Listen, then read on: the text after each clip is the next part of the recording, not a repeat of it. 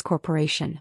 I sat in my private office on the 50th floor, reviewing the final details of today's company-wide announcement.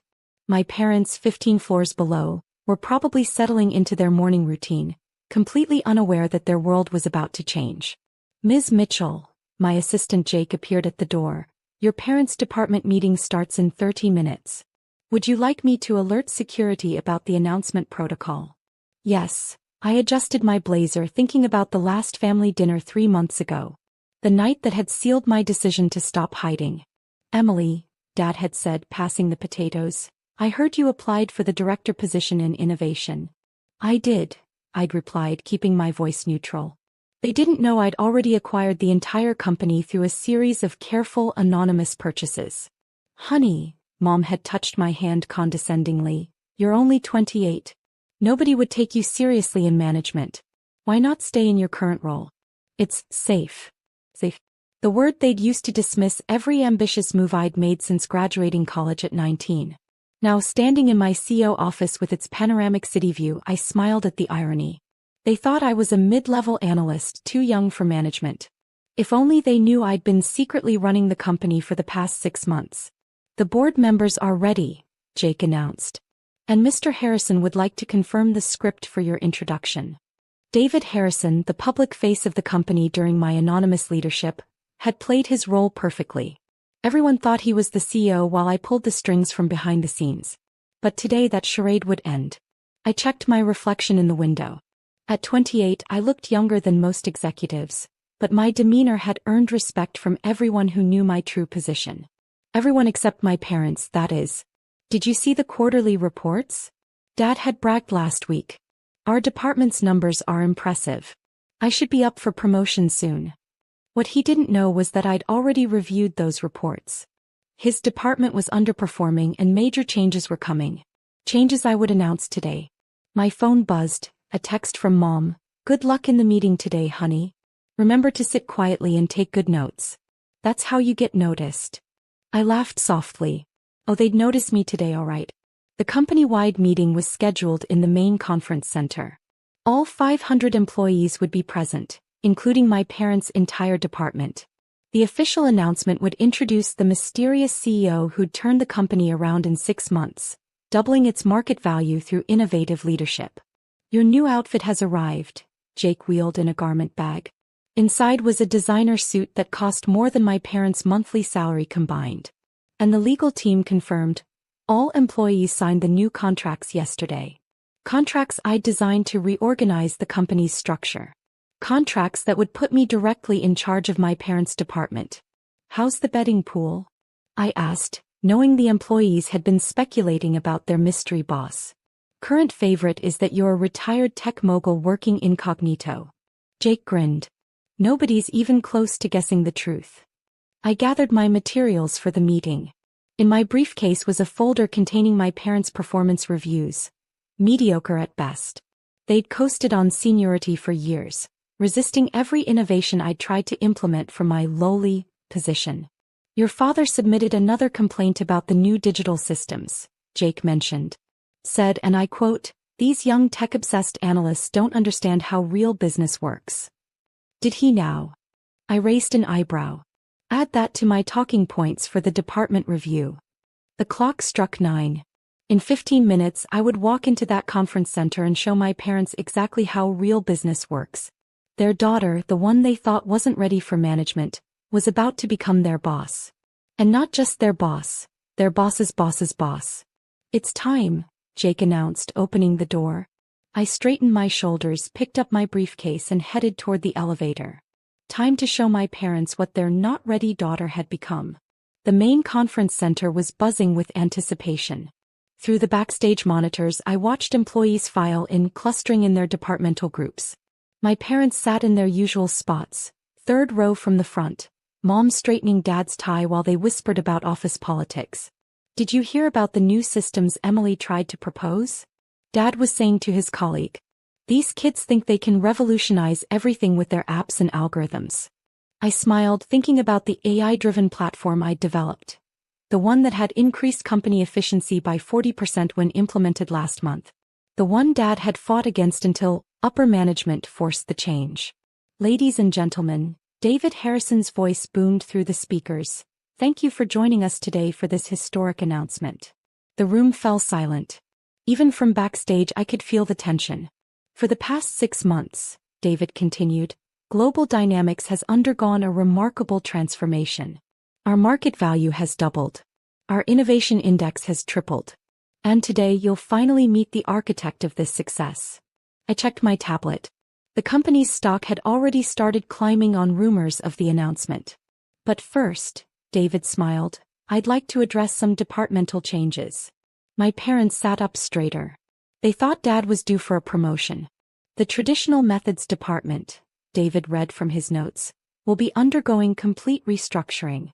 Our analysis shows it's operating at 60% efficiency compared to departments that adopted our new systems. Dad's face reddened. That was his department, the one he'd kept stuck in outdated processes despite my suggestions for improvement. All departmental heads will now report directly to our innovation director, David announced, who will be revealed shortly. Mom patted Dad's arm reassuringly. They still thought he had a shot at that position.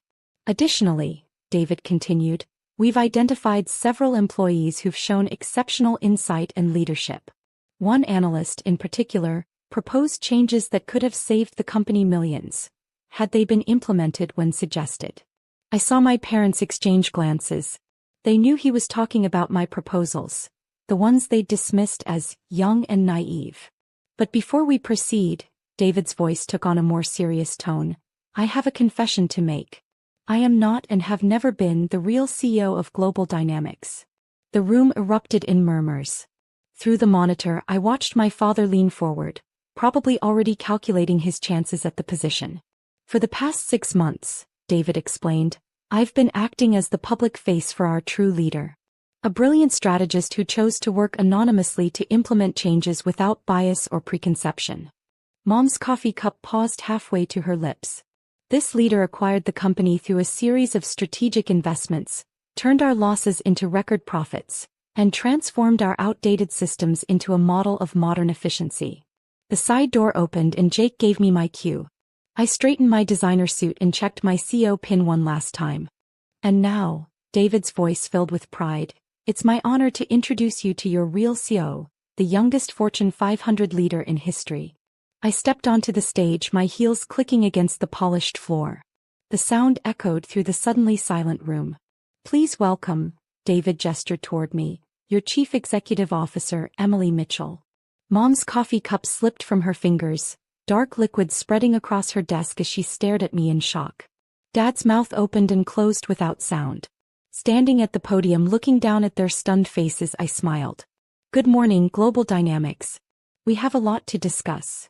First, I began, my voice carrying through the silent auditorium, let me address the rumors.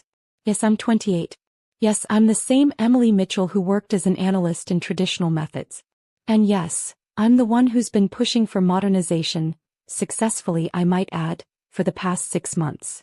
Dad's face had gone from red to white. Mom was still frozen, coffee dripping from her desk onto her shoes. Now let's talk about departments. I clicked to the first slide. Traditional Methods has been renamed to Digital Innovation and Integration. All employees will undergo mandatory training in our new systems. I paused, making direct eye contact with my father. Those who resist this change will be offered early retirement packages. Generous ones but non-negotiable. The implications weren't lost on anyone. Dad sank lower in his seat as his colleagues glanced sideways at him. Furthermore, I continued, pulling up performance metrics, I'd like to highlight some previously ignored initiatives. 3 years ago, an analyst proposed a digital transformation project.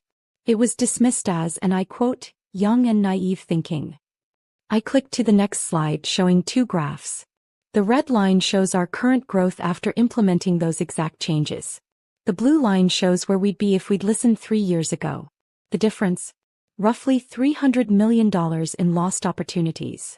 Mom's hand was gripping Dad's arm so tight her knuckles were white.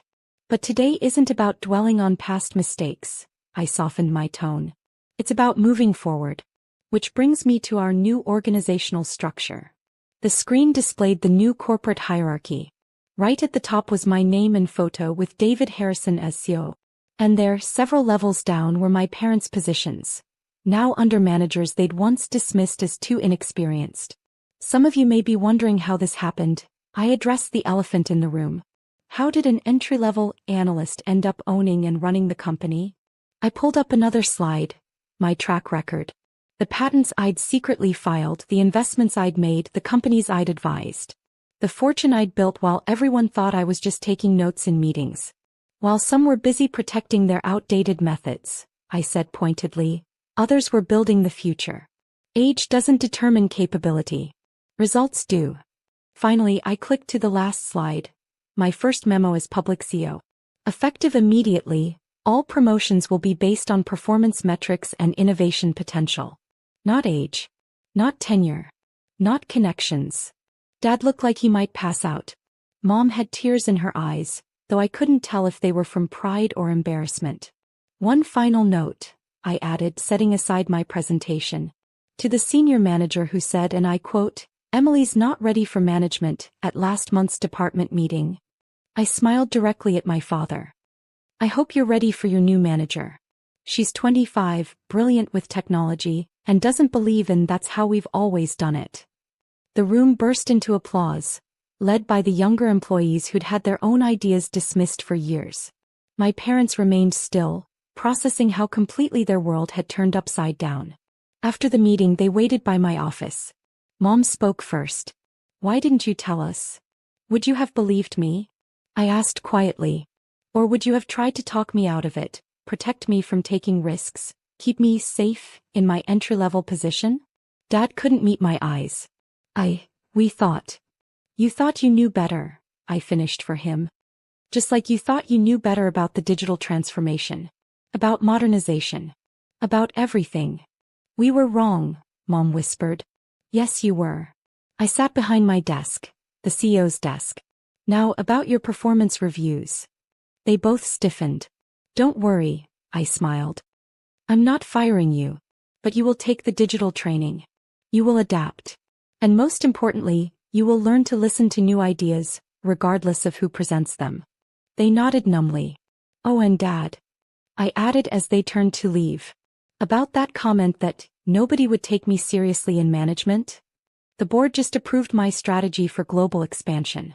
Turns out they take me very seriously indeed." After they left, I looked out my office window at the city below. Somewhere out there, another young person was being told to wait their turn, to stay safe, to follow the old ways. I picked up my phone and drafted a company-wide email. New mentorship program starting next month. Age requirements. None. Innovation requirements. High. Because sometimes the best way to lead isn't just by proving others